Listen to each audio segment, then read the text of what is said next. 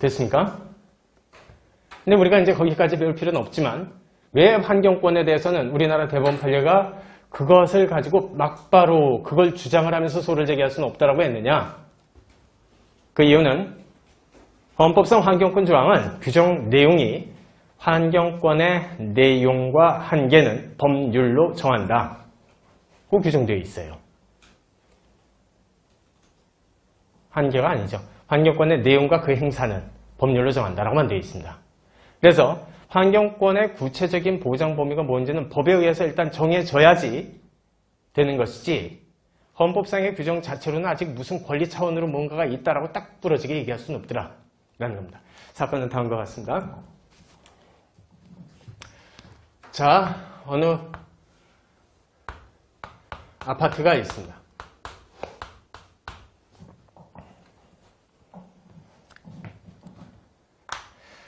그리고 뭐 세워진 아파트라기보다는 공사 중인 아파트라고 생각해 두세요.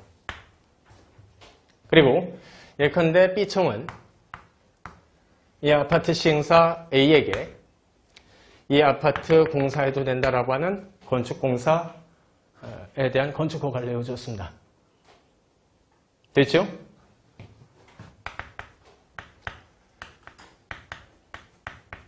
그런데 이 아파트 바로 옆에는 부산대학교 공학관이 있어요.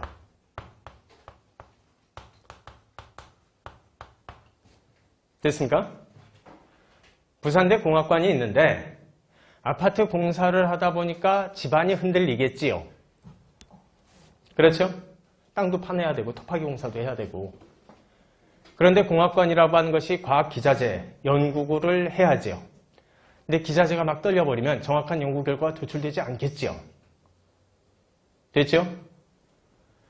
자, 그래서 부산대 측은, 부산대 대우학교법인 측은, 뭐 학교법인이라기보다는 국공립학교니까. 자, 이 건물 공사에 대한 건축허가 예컨대 취소 소송을 제기하려고 합니다. 부산대 측을 C라고 한번 가정해 볼게요. 자, 소장을 썼는데 원고 C, 피고 지금 현재 B청. 됐죠? 자, 그러면 이때 이 C라고 하는 부산대학교 학교법인이라고 가정해 두고요. 국립학교지만. 측은 이 건축허가에 대한 취소를 구할 수 있을 만한 법에 의해서 보장되는 이익이 있냐고요.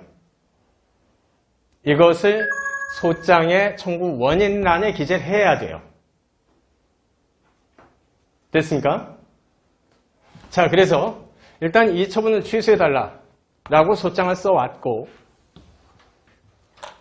청구 원인란에 그 근거로서 일단 자신에게 침해되는 법과 관련된 근거조항이 있어야 된다는 소리죠?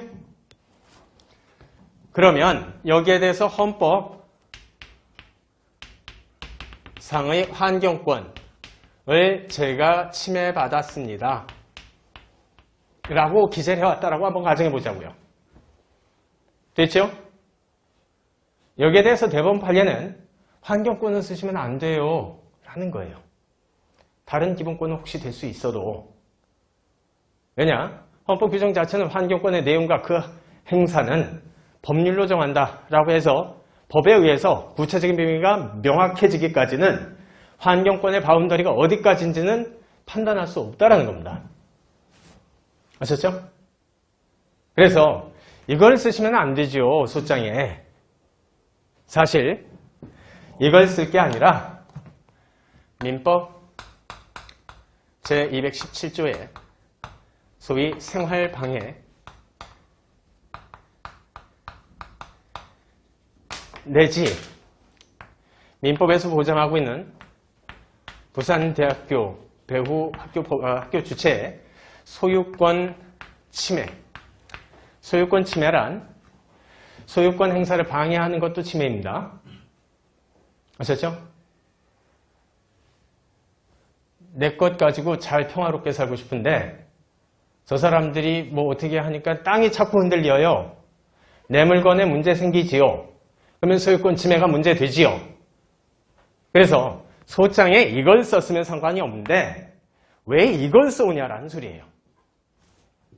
됐죠? 자, 그러면 이제 이 사건을 들여다봅니다. 자, 건축 허가에 대한 근거 규정은 어디에 있겠죠? 처분과 관련된 당해 법률은 건축법이겠죠. 그렇죠? 그러나 원고 적격을 인정할 때 필요한 법률상 이익에 있어서의 법이란 관계 규정 자체에 혹시 C라는 사람의 이익을 보호하는 규정을 두지 않고 있다 해도 다른 관련 법률 규정에 의해서도 보장되는 법률상 이익이 있다면 그것도 침해되는 법률상 이익이라고 부를 수 있으므로 원고 적격을 인정할 수 있다는 소리입니다. 단 헌법상의 기본권으로도 충분히 가능하나 다만 환경권만으로는 안 된다. 되었죠? 그래서 실제 사건에서는 이것만 써온 사건입니다. 무슨 말씀인지 아시겠죠? 이걸 쓸 게 아니라 이걸 쓰셨어야죠. 라는 소리예요. 무슨 말씀인지 아시겠죠? 자,